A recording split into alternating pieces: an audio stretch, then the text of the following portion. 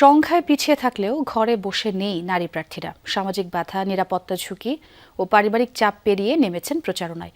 ভোটারদের দ্বারে দ্বারে যাচ্ছেন, দিচ্ছেন সমস্যার সমাধানের আশ্বাস। তবে নারী প্রার্থী মনোনয়ন দেওয়ার ক্ষেত্রে দলগুলোর নীরব ভূমিকার সমালোচনাও করছেন তারা। বলছেন, রাজনীতিতে নারীর অংশগ্রহণ বাড়লে সিদ্ধান্ত গ্রহণে মানুষের বাস্তব জীবনের প্রতিফলন আরও স্পষ্ট হবে। রাজনৈতিক সদিচ্ছা অধিকার আদায়ে নারীর শক্ত অবস্থান না থাকলে ভবিষ্যতে এর প্রভাব পড়বে বলছেন বিশেষজ্ঞরা।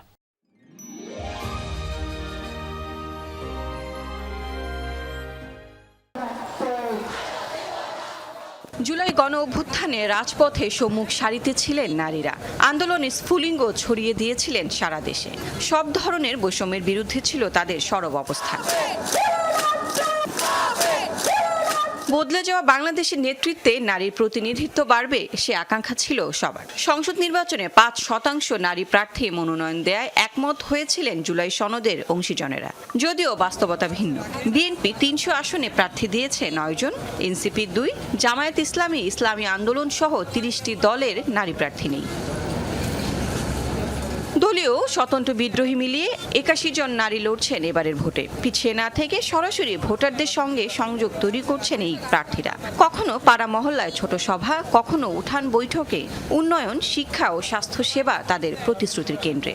চ্যালেঞ্জ আছে, তবু পিছিয়ে পড়তে নারাজ নারীরা।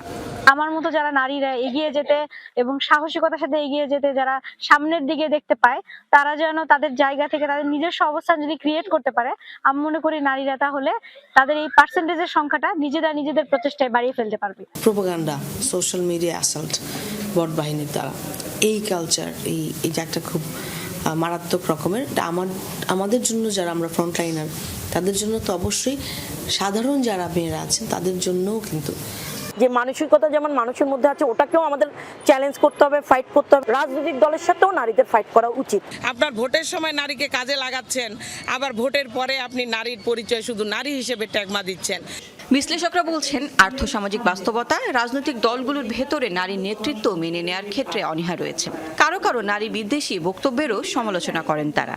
রাজনৈতিক দলগুলি যারা সহকর্মী, তারাই যদি তাদের সুবিধা না দিতে চায়, নারীদের জন্য রাজনৈতিক দলেও উপরে ওঠার রাস্তাটা একটু মসৃণ থাকবে না। হতাশ আছি, কারণ এর ভেতরে যে রাজনৈতিক দলগুলি বলছে যে তারা নারীদের উপরের পোস্টে কখনোই দেবে না, নারীর অধিকারের যে মৃত্যু হয়ে যাচ্ছে, সেখানে যে এমন কথা বলা হচ্ছে যে আমার অধিকার অর্জনের জায়গায় আমি হরণ হতে যাচ্ছি, অধিকার হরণ হচ্ছে, সেখানে তো আমি রাস্তায় হাজার হাজার নারীকে বেরোতে দেখলাম না। ভোটের মাঠে নারীদের সক্রিয়তা শুধু নির্বাচনী প্রতিযোগিতাই নয়, রাজনীতিতে তাদের শক্ত অবস্থানেরও বার্তা দেয়। পরিবার সামলানো নারীরা নেতৃত্বে আরও যুক্ত হলে রাজনীতির গুণগত মান বাড়বে, মত বিশ্লেষকের। লাভলি বিথি, যমুনা নিউজ, ঢাকা।